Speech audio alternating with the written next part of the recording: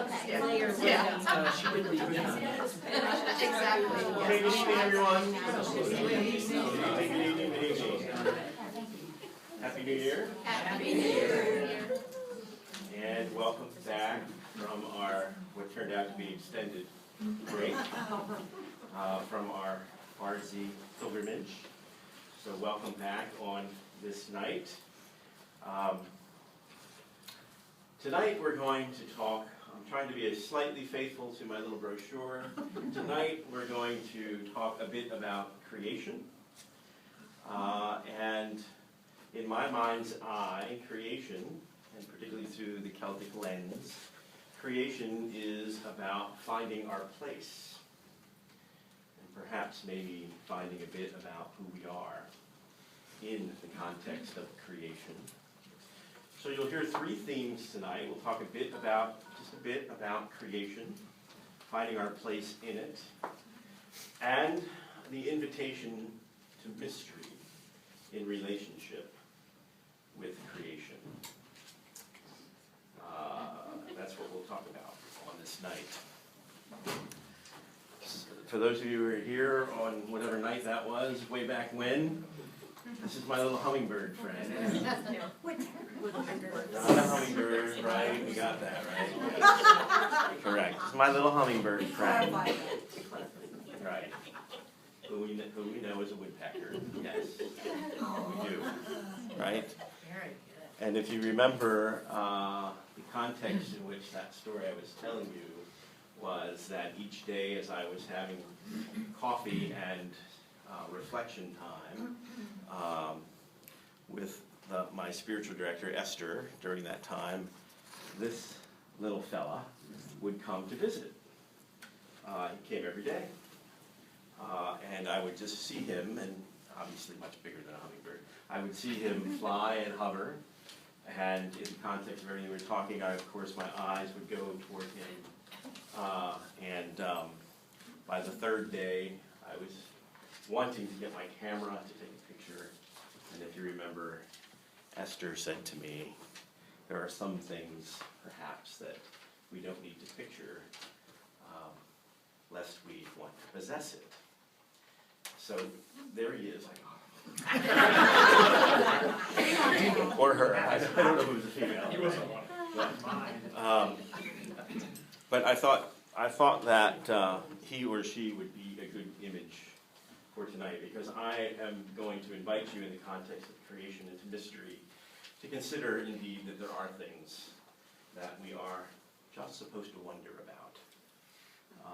Just supposed to wonder about. And I'll do a quick commercial for the movie. Some of you know the movie, the book, but The Life of Walter Mitty. The new version. If you know the story, you'll be a little bored in the middle. But the ending and the way they did the ending, beautiful. And it's along that theme. So, with that said, that's as much as I'll say. If you have time, go and see it. It's worth the wait. I thought it was worth the wait. I was glad I stayed. But, to wonder. So, let's start just to talk a bit about creation and the Christian Celtic worldview of finding place in creation. And I do that by telling a story that Esther Duvall writes about. Alexander Carmichael was a poet and a writer, and he had Scottish roots. And at the end of the 19th century, he traveled about Scotland in search of other experiences and stories that he had experienced as a child. Oral traditions of ritual in his case, the Scottish Celtic experience. And one of the stories that he talks about is his memory of being a child in his household, and his grandmother telling in the oral tradition of the ritual for the Scottish birth baptism. Has anyone ever heard of the Scottish birth baptism? This is different than the cleric or church baptism. This was a regular part in the oral tradition. Not sure how far back it goes in the tradition, but it was part of the ritual in the Scottish Celtic experience and household. And how it happened is that the village women would come when a birth was to take place, and they would come as birthing partners. And their role in the ritual was to come into the household, and they would come in song. They would come and bring song, and they would intone different prayers and versicles and song. And they were, of course, I think were also there to make sure that a birth occurred. And when the birth occurred, then a person designated would go through the ritual of the birth baptism. So this was a newly born child just entering into the world.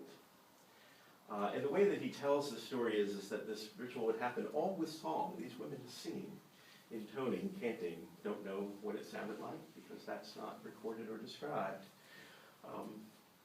But what would happen is that the person appointed would take the newborn child and would take a bit of water, and with a fingertip of water would put a drop on the newborn child and say, "A small drop of water to thy forehead, beloved, meet for the Father, for the Son, for the Spirit, the triune power."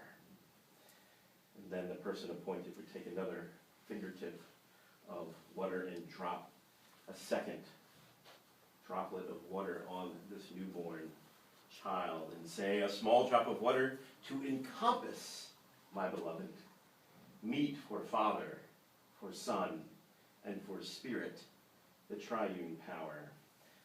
And then the person would take another tip of water and drop it, and for the third time say, "A small drop of water to fill thee with each grace, meet for Father, for Son, and Spirit, the triune power." 8 days later, then the child would be taken to the cleric, the priest, and a church baptism would occur 8 days later, which I'm guessing has significance, correct? Right. To 8 days in naming of a child, right? Yeah. Tells, Alexander Carmichael tells then of how crowded, his grandmother said, how crowded the space was as this newborn child was being recommended, commended, introduced to the Trinity, to the Triune Spirit. And then the person appointed would take the child, and because we know, again, we remember in the Celtic tradition that fire is everything, right? The fire of the hearth is everything. Then the person appointed would take the child and would circle the hearth of the fire 3 times in the direction of the sun's rotation. 3 times. Clearly coming, it is thought, from a pagan ritual. Right? Remember, the Celtic Christians don't get all freaked out about them. Right? Okay. So not only in that ritual, not only is a child born and met with a prayerful ritual of the triune God, but also that newborn is welcomed around the hearth of fire, with water, and with an engagement of the sun and sky, also welcoming it into into the earth, into the creation, into the elements of which it will spend its life. Right? It's a nice imagery. It's a nice imagery for us to think about being welcomed and introduced in a way that we understand, perhaps, a place in creation. Nice imagery for that.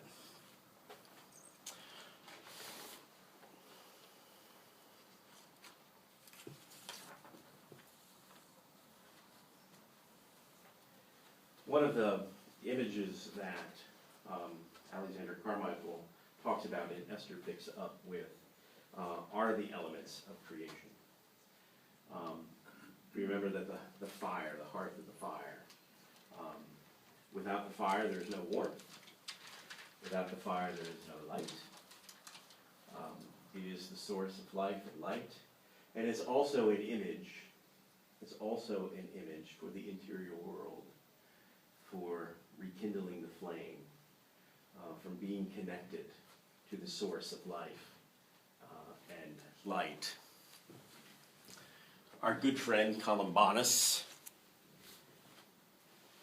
in a sermon that is virtually a prayer, speaks of love as a flame of love to be kindled, to be nourished, to be fed, and to be kept alive, finding one's place in creation.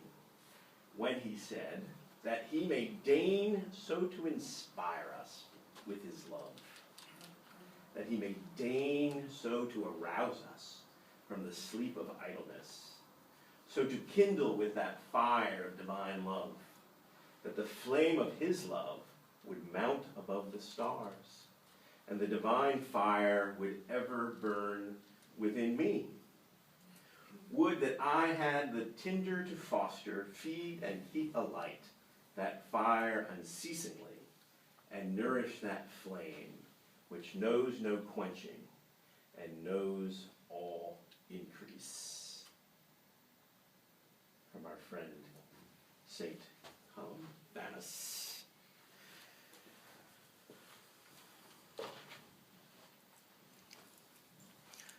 I have another picture of my friend.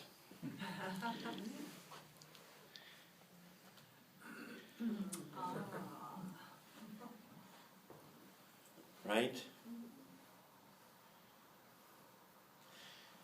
What's he picking? I think it's suet, yeah. So there's my friend. So finding our place in creation means that we find the opportunity to be in relationship with creation. It's a very Celtic Christian way to look at things, right? So the image of my little woodpecker friend, no longer a hummingbird, but really fully a woodpecker friend, is the opportunity to ask myself what relationship I will have with my woodpecker friend. Right? I know this is a little Mr. Rogers-ish right now. So getting the solid foot in creation, and then asking ourselves how we enter into mystery. This is the place I'm taking you right now, right? So we're solidly in creation. We're firmly in that relationship. And we're asked to see the opportunity to find mystery. Right? Where I'm really going with this is, if you are in the presence of mystery, what happens? What happens when you're in the presence of mystery? What happens when you're in the presence of something that you can't figure out? What happens? Get scared. You get scared, you freeze. You get scared. You can't get scared? You get you freeze. You freeze? It's not like cold, but Like just, freeze, you yeah, can't. but, Ken? It makes it easier just to experience it, because it frees you from having to explain it. Say that louder. Sometimes you are freer to experience it because you aren't trying to explain it.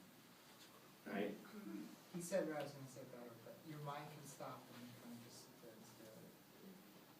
Right. Judy Doll, you were gonna say something? Focus. You really focus. Mm. Can't figure it out, so it has you like getting rid of all the other crap around just because you're trying to figure it out. You cry. Ken? Stuff flows out of you in every direction. Ken? Get frustrated. Ken? Give up. Ken? Frustrated to give up. Ken? I was watching the Magician last night, you've probably seen that before, and they all ran away. They would literally just turn and run because they couldn't believe what they saw. They all did that, they all ran away. Ken? Ken, isn't that interesting? You're captivated in awe. If there's a mystery, you're captivated in awe, and it has the focus, a total attention. But every part of your being is focused on that, as opposed to something you already know and fuzzy about. All that, it seems to me, is true. Right? All that, it seems to me, is true. 20-some years ago, walking into one of the more massive cathedrals in England with a friend of mine, we walked in, were captured in awe by all of this bigness, and I looked, and my friend was in tears. She was crying. And my being caught in my own little reality, looked at her and said, "What's wrong with you?" But her response to the awe of that mysterious place, and it was to cry. I experienced that in Colorado when I had gone to see my parents, and we went on the road down, and it had snowed, and there was a creek that went by, and it just felt like you were there. It's just a reaction. Okay. When Janet and I went to Sistine Chapel, I was like a piece of jelly, so. Right. I think sometimes that's found in the everyday too. I experience it sometimes walking by a tree in a park. You know. Say thanks. Say thanks. A response. A response. The invitation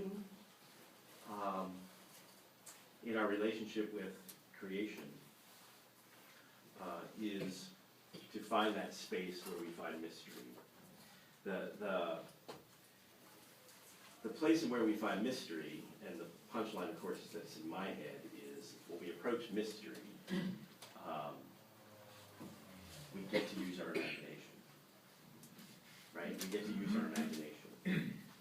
So think in your heads about, in creation, Tom Kolop mentioned the Sistine Chapel, which is a creation, his response to that. Think in your own minds, just think of a place in creation where you have sensed mystery, and think about your response to it. Take 30 seconds. This is like rapid fire remembering.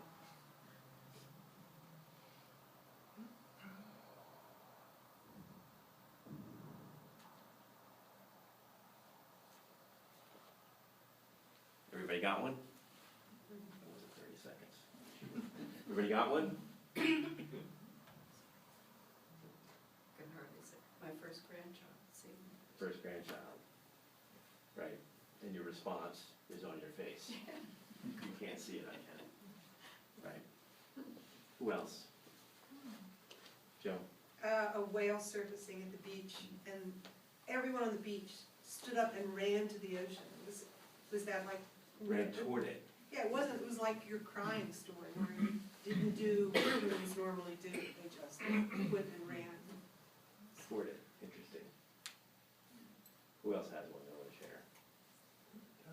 When I gave birth to my son, To me, the whole place seemed to fill up with a mist of unbelievable warmth and compassion. And most of the doctors and nurses just went about their business, but there was one nurse there from Jamaica. And I looked and I said, oh my God, and she felt it. And she connected with me and put her hand on my back, and the power from her hand on my back, I will never forget. And the whole mystery of when he came out was just absolutely beautiful. Grand Canyon. Great game, never been. Never been. Right. And your response to it was? Wonder, Wonder. and also that freezing sensation where you get close enough to the edge and it doesn't have to be that close and you freeze. Wonder. So the invitation is to be lost in wonder. The title of this book, by the way. To get lost in wonder.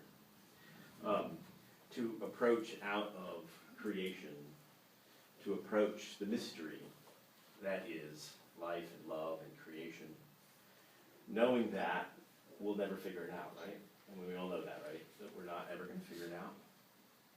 Yeah. This is a poem, a short poem by a Benedictine monk, Father Killian MacDonald, who writes about his giving up on trying to figure things out. I've had it with perfection. I've packed my bags. I'm out of here, gone.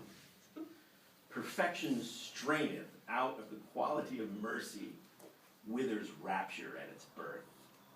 Hints I could have taken. Even the perfect chiseled form of Michelangelo's David squints. The Venus de Milo has no arms. The Liberty Bell is cracked. Isn't that great?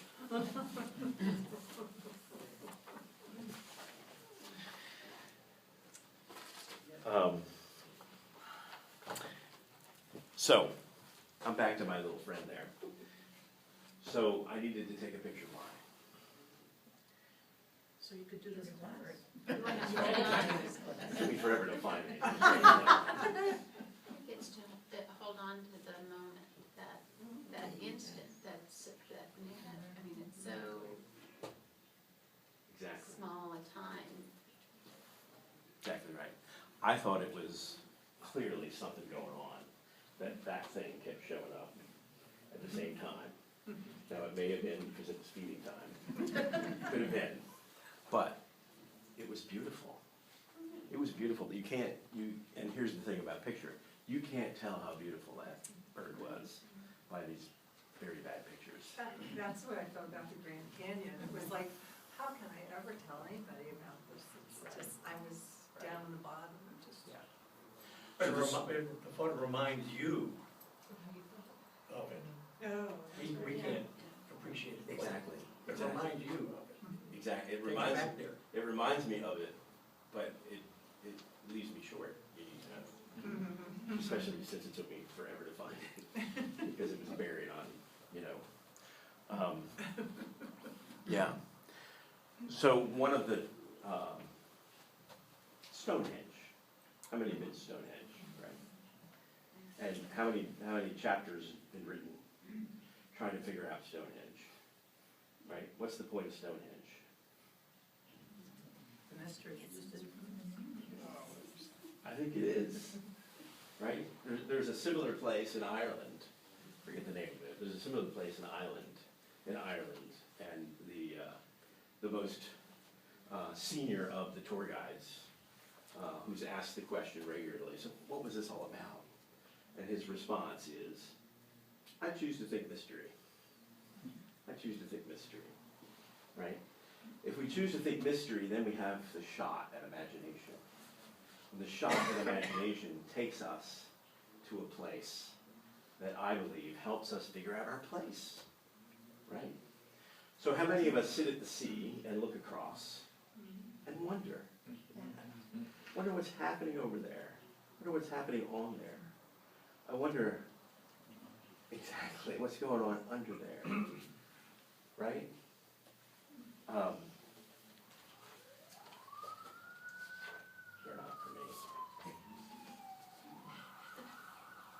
Some of you have been to Collinsville.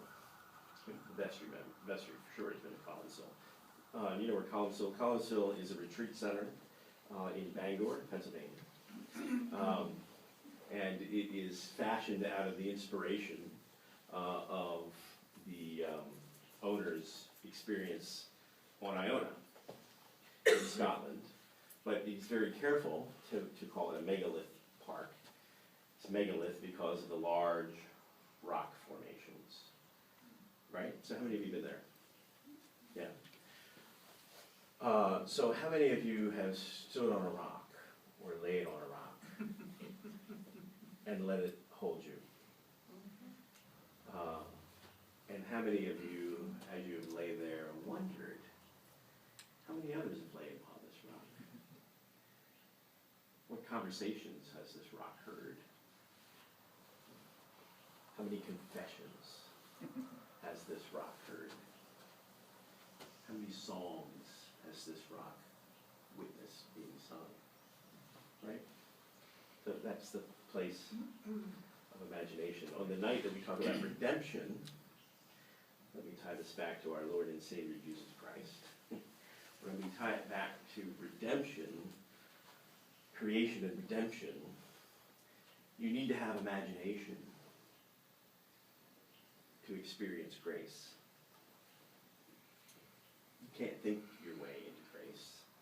You need to have imagination. You need to sit in mystery. Right? You need to have imagination to forgive somebody. You have to imagine it can happen. You have to imagine what that's going to look like, especially if they're dead, particularly. But not only, right? My brother, who lives in the woods, and should, posted, very nice with animals. He posted something on his Facebook page the other night, and I talked to him about it since. In the deep freeze of the other day, in the deep freeze, he lives in the woods. In the deep freeze, as the night wore on, crackle, crackle, pop, pop. Not the Rice Krispies commercial. Crackle, crackle, pop, pop. So loud and so vibrant that it woke his children from their sleep. And they came running to ask him, not because they were scared, they just didn't know what it was, right? So I immediately started to wonder what it would be like. Wonder what it's like out there in the cold. Wonder what the log feels when it's so cold it lets out a cry, right? Yeah. Interesting. So, when do you feel connected? When does your imagination run wild, particularly in creation? What's the image? Someone give me an image. We're going to do an exercise. Just the other night, I looked at the Hubble Space Telescope photos, which if you want to get a bigger picture, oh my gosh, they're wonderful. I don't understand them at all, but great wonder happening, and understanding our place as just a speck, just a speck. Right. Well, I don't know what I can do with that one. What else? Who else has an experience of a time when you were? I'll make it better. An experience of a time when you felt very connected to creation, and where your imagination went wild. That is a good one. I just can't recreate it. It's okay. My sister and I were hiking in the Rockies. It was a beautiful day. It was like a stream coming down. It was just the two of us out in the woods. No cares, no children, no husbands, just the two of us. Just out in the woods. Nice. All right, I'm going to combine the two. So we're going to try an exercise. Some of you have done this before. Some of you have not. So we are going to practice using our imagination. So find a place, well, you aren't seated, but find a comfortable way to be in your seats. For me, that usually means my feet are on the ground. Doesn't mean yours have to be. But just find a position so that you won't fall asleep.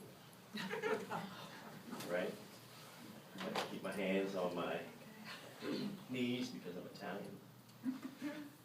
And I'll use them otherwise, right? And just become aware of your breath. Breathe in. And breathe out.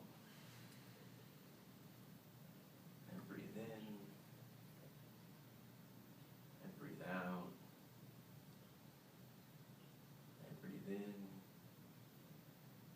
And breathe out. Keep breathing. And close your eyes. And in your mind's eye, imagine that you are with your favorite person, the person you most long to be with, and the person that you most enjoy.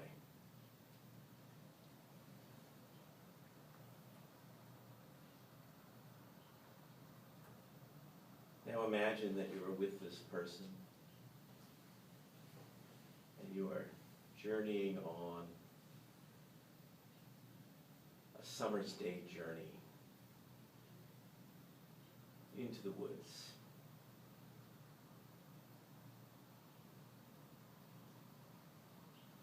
It's mid-morning and the sun is gleaming through the leaves of the trees. You can smell the aroma of beautiful wild flowers sprouting up around you. And you're journeying with the person you most enjoy to be with.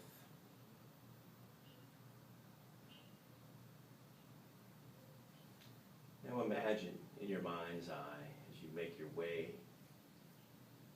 through this setting that a light and gentle breeze is blowing through the wind so that it's not too hot.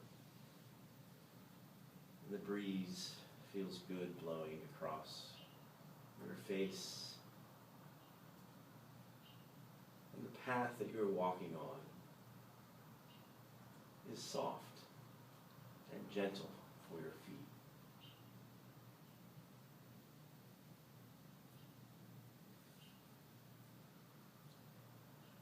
Now imagine in your mind's eye as you journey down this path. And you look off to your left, and there you see birds flying from tree to tree,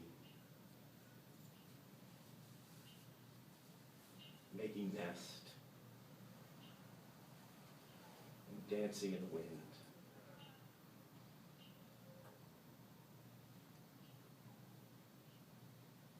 And imagine in your mind's eye as you make your way through the path, seeing the sun distantly through the trees, rising toward its noon position, peeking through the leaves enough to bring warmth to your forehead. And it feels good.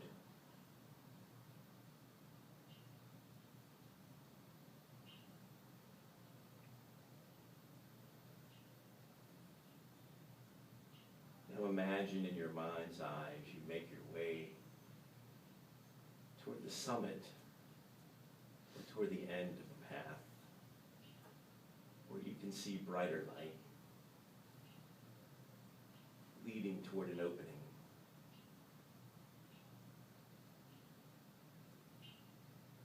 Hear the one that you're with, the one that you enjoy and most want to be with. Hear their breath as they walk behind you on the trail.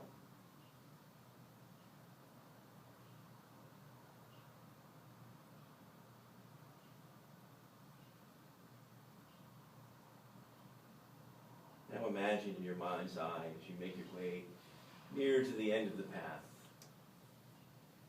You could hear the rushing of water. It sounds full,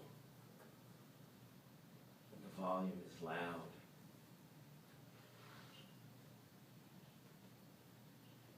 Imagine then, as you enter the clearing, and you're standing over what looks like 3 stories of waterfall, just cascading beautifully down the rocks.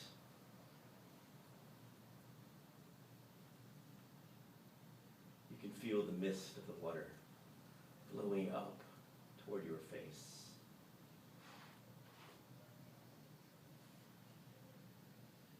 Imagine in your mind's eye as you look at the one who you most want to be with, who you most enjoy being with. And imagine, if you will, the delight in their face.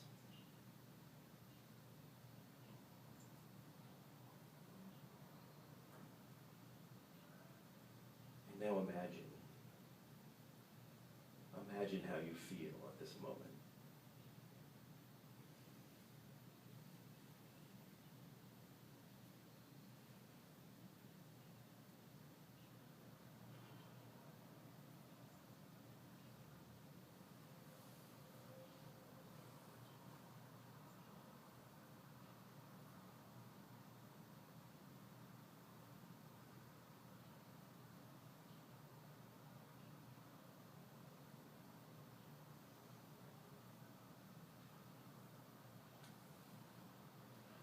Now, when you're ready, pay attention again to your breathing. And when you're ready, open your eyes and come back to the room in which we are in.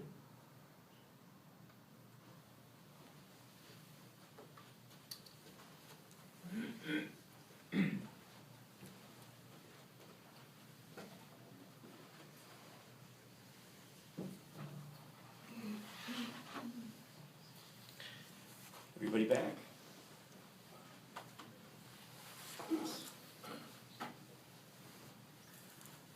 So who are you with?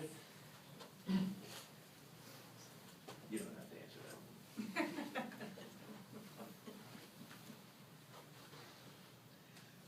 that. So what did you imagine? What was it that you felt when you made your way to the end of that path, seeing the delight in the one that you most wanted to be with? Peace. Peace. Joy. Joy. Yeah, pure joy, Pure joy. perfect joy. Perfect joy. Joy, damn it. Right, whether you like it or not. Serenity. Serenity. Right. So, to bring us back into the 21st century a bit, so you know neuroscientists talk about the pathways that get created in our brains. You know, they can go in a couple different directions. The pathways might go in a lot of directions, but they can get created and go in different directions. That's kind of what neuroscientists are telling us. So the power of imagination, right? You get to go wherever you want to go, right? For some reason, mine goes that way. That way, right there. Yeah. So the playful part, kind of in the, that's another picture I wanted to show you. This is another thing that I couldn't barely capture. So, it's a double moon. It is a double moon. It is a double moon. So, this was a picture of the moon from my little sofa bed in my little hermitage.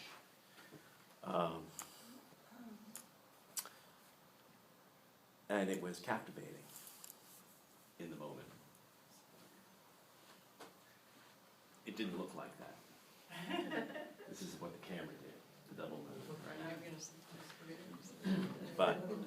No. This was a night where my little hermitage was, you could hear a waterfall. There's a waterfall behind the property I was staying on. Little waterfall, so the windows were open. I could hear the water falling. Candles were lit. No Wi-Fi. No TV. Although I just got a note that she put it in there now, which was a mistake. Oh, dear. And this is what I can see. This was my mystery. And it was absolutely mysterious because the wind was blowing, the trees were dancing around the moon.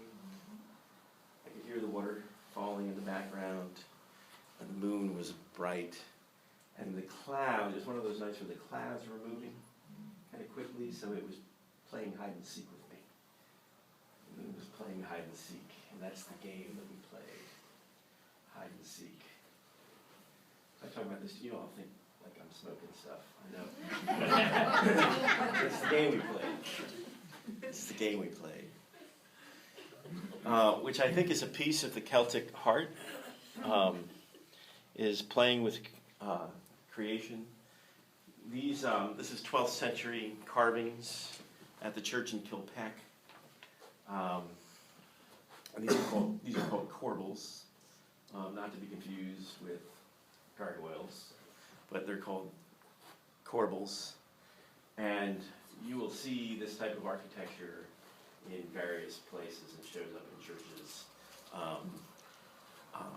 And it's always creation. There's always different faces of creation. And some of them are playful, if you look close enough. And we find them. Nobody knows what they mean. Yeah, anyone know what this puppy is right here? Ancient astronaut. This is a Sheila-na-gig. A Sheila-na-gig. Right? A Sheila-na-gig is something that shows, is actually a pagan symbol, fertility symbol, that shows up. It may say something about the artisans who were working in these places, right? But, you know, a Sheila-na-gig, if you look closely, she has her parts. She is a she. She is. Or some. I was remembering recently, in a few weeks, I had the great privilege of celebrating the marriage of Olivia Hubert Allen, Scott Allen's daughter, who was a little girl. Way back when, and Felicia and I took Olivia to her first performance of the Nutcracker at Allentown Symphony Hall, however many years ago that was. And the dancers came out, and Olivia, who was about 4 at the time, looked up at us, and she said, "He's got his tights on." And we said, "Yes, he does." And she paused for about 4 seconds, and she said, "That's a boy." Yes, it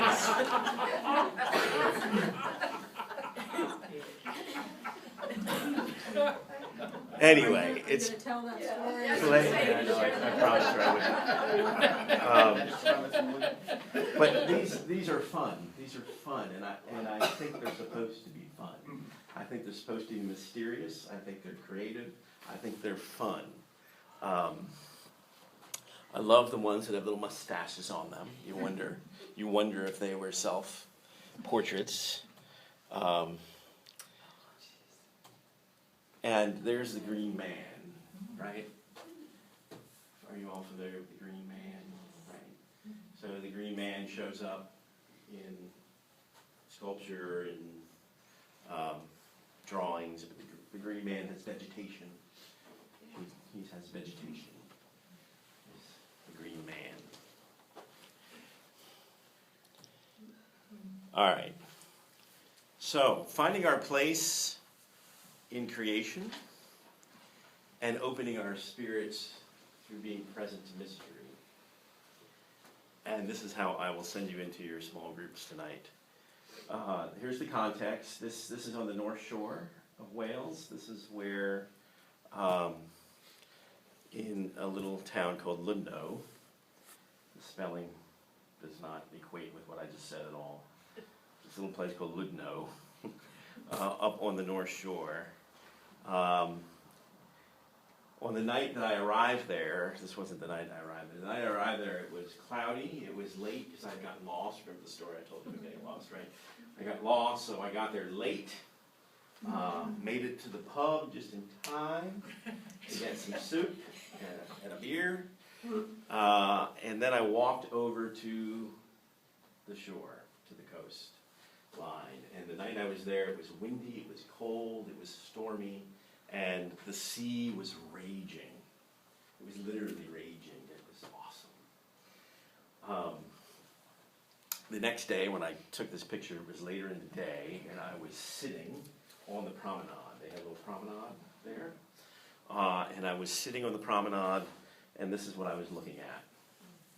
All right? And this is what I wrote. Here in this, my finding my place in creation. Alone in Wales. Which I have to tell you was really cool. You know, I just don't get to be alone a lot. It's just really, really kind of cool. But I've been told I can't move there. Alone I sit in Wales, my companion, the majesty of her north shore. Mythological, magical, mystery is the weave my eyes are lifted upon. A sea still as glass, resting from the fortnight's roaring. White-gray cliffs revealing, yet holding deep in mystery, the truth of its endless witness. Slowly the day's light is fading, and the evening shadows form their welcome. Their intimate dance providing the perfect backdrop for the scene set before me. The strides and pace of passerby, families, friends, and lovers, their chatter of a day that is past, bringing to life the gratitude of my heart for beauty, for love, and for so many blessings. Alone I sit in Wales, quietly longing for all that might know and owe, all I have always known, perhaps even before breath or quickness of heart, the delicious mystery of life, of love, of truth of human hearts, and divine inspiration. All this held in confidence by the witness of the rich, proud depth of those white, gray cliffs. All right. So, into your small groups you go. You remember your small groups? It's been a while. Group number one. Who's in group number one? Raise your hands. Nice and high. Group number one. Okay. Group number one.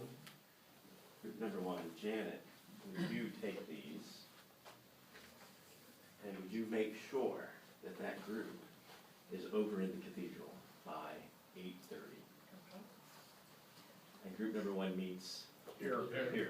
Group number two. Group number two. Group number two, you think? If you think it, you're in it. Group number two.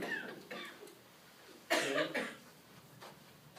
You would take those, make sure your group is in the cathedral by 8:30. Group number two meets right here, room 23.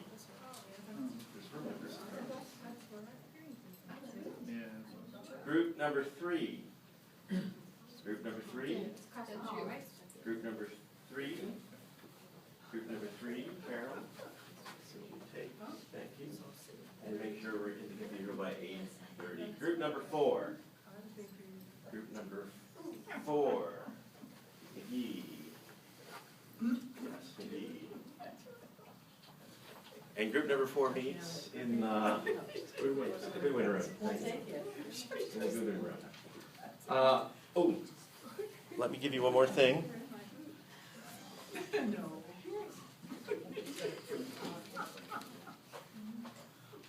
Also, this is the poetry for the night. Here's the poem I just read to you, and on the back side is a poem by R.S. Thomas, which I'll read to you in worship, in our reflection time.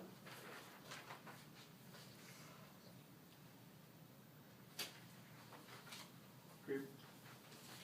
Who else? Who has these? We don't need that many. If there's a small group. Does everybody have a group? Fill it, self-select. One. That was easy, or should I do two? It's too small. No. Two's- All right, one. All right, who's number 4? McGee. I need one of these, Nikki. Okay. Thank you all. I should start doing commercials. You just never know this, but tonight our musicians are Allison Gillespie and her daughter, whose name I don't know. Jenna. Jenna. Jenna, Jenna. Is it really? Do you know? red, short red hair, short hair. She's got 3 daughters. Is the one of the daughters, is it, Her daughter plays the Celtic. all of them are musicians. They are all musicians. Her daughter, whatever daughter plays the Celtic harp. will be with us. Right. May not be John. Yeah.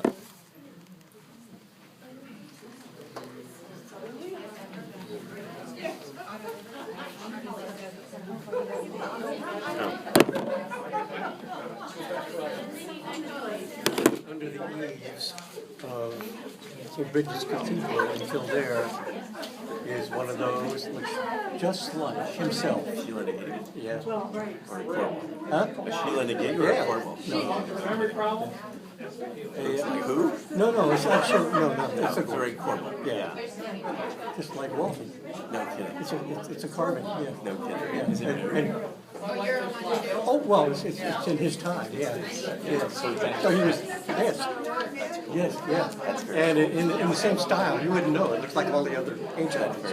Very cool. Yeah, I may have a picture of it, so.